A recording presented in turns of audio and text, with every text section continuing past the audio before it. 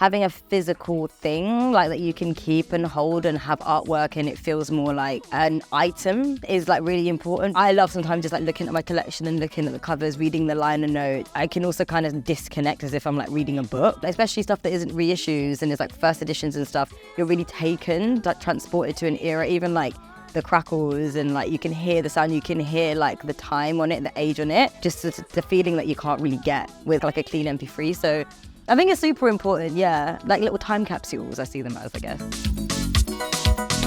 Kiss me each morning for a million. My name is Tash LC. I'm a DJ from Croydon, South London, and today I am here to wax Lyrical. I listen to a lot of music on YouTube, so then I'll save it and then I'll look on Discogs. I've only just started to kind of use Discogs because I'm normally just a physical in-store person. Usually like my go-to sort of process is I go to a store, go straight to like the African section, have a look through there, and then the Caribbean section, and then maybe have a like look at electronic, but predominantly a lot of the records I have African and Caribbean. So this record is from a label called Mañana Cuba, and it's beautiful. It's called Oba 2K, and it's like deep Afro-Cuban percussive vibes. It's beautiful. It was one of the first records I bought, and Mañana was a festival, but they had like one edition and I never got to go. This sound just like encapsulates like so much of what I love, and it's just like very raw, very beautiful, and the cover's stunning.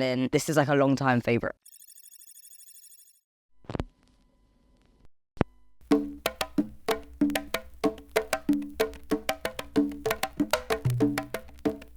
It's much quicker for me buying music digitally and like digging online than it is in the record store, but like I kind of have a similar approach where I sort of know what I want to hear, but I guess the process of digging is much more kind of focused. I feel like it's just a whole different experience because there's so much that, say I'm in a store and I find stuff that I would then go and look up, and then I feel like the kind of two things kind of coincide, like digital, like obviously like using my phone to look for more information and background on a record, and finding the record that I wouldn't have found otherwise. So it's kind of like both. It's a whole different type of record discovery for me, but especially for older music.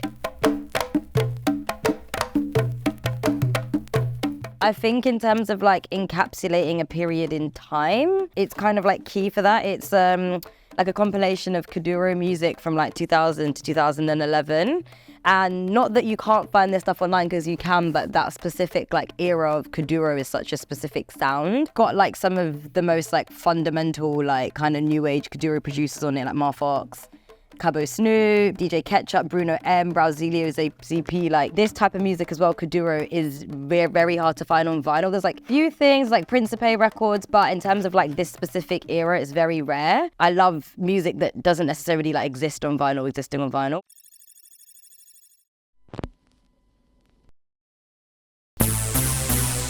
Yeah.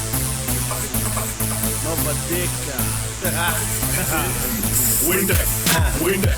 I used to organise by country until the last year because I moved home, and then now it's just been everywhere. But generally, yes, I like to do like deep dives when I do my radio shows sometimes, and it's a really helpful way to figure out what records I have from where. And sometimes I'm just in like a mood and I want to hear like a South African thing or a Kenyan thing. It just kind of helps me like have a clearer idea of like what I have. Like my collection feels a bit more intentional in that way as well. But then also when I don't do that, like now at the moment where everything's all over the place, I kind of love that too, because I just pick something random without thinking about it too much. This is Angolan, surprise, surprise. Another Angolan record by an artist called Arta Adriano. It's called Carnival. I found it in a record shop called Tabato in Lisbon like a few months ago. They're such a cool store. The guys that work there are great, and they had a pile for me of Angolan stuff to listen to. And it was just one of those moments where you hear a track and you just get like goosebumps everywhere. And I was like, oh my God, this is beautiful. It's become one of my favorite songs. There's a track called Carnival on it, but also the other track called So Saravante is gorgeous. And I love the cover. It's kind of giving me like Bahia Carnival in Brazil, but I'm not exactly sure where this is. Angolan merengue vibes. And it's just, yeah, I love this track so much. And it's very important.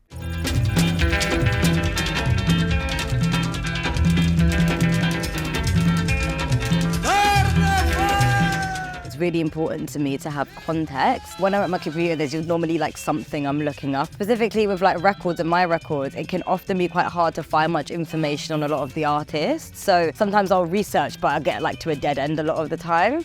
But research I find really exciting. I love it. I'm like ADHD, so like retaining the information is like a whole other thing. Trying to find out more about the artist, and I rehear their music in a new way as well. And I just like seeing how far back I can go as well, and like how much about a particular scene I can find. When I was looking into chutney soca recently, and I was like, wow, this is so cool, and looking at the sort of like social context of that and stuff. So it's informative for me, and then I like to share that on the radio too as much as possible.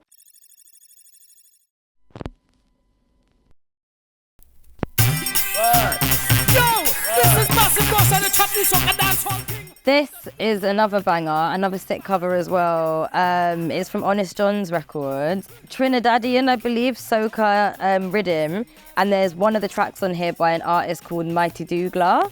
And it's called Churlu, and it's chutney soca, which is like Indo-Caribbean soca music. I'd never heard of chutney soca. And then I clocked, oh, that was chutney soca. And then I listened to it again. I was like, oh, and it's just such a banger. Like just the energy that you can see here and on the back, like pure carnival vibes. But then also with this kind of like Hindustani chutney energy.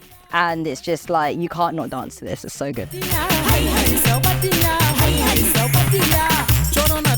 I like to do like deep dives. I like the storytelling element of DJing. Like that's kind of my intention when I play. That's what I want. People to finish listening to the show feeling better, basically. I want them to have learned something, found like a track that they didn't expect to love, that they love, and then go into like a wormhole about it. I want them to always like have a laugh, enjoy themselves, be surprised. I think the thing that I get the most out of my show on NTS is in the chat room where people will be like, there's like people always have silly emojis and stuff, and when people are like put sunshine emojis or they're dancing, and you can tell that they're kind of uplifted by the music, especially because it's at like 5 o'clock, it's after work.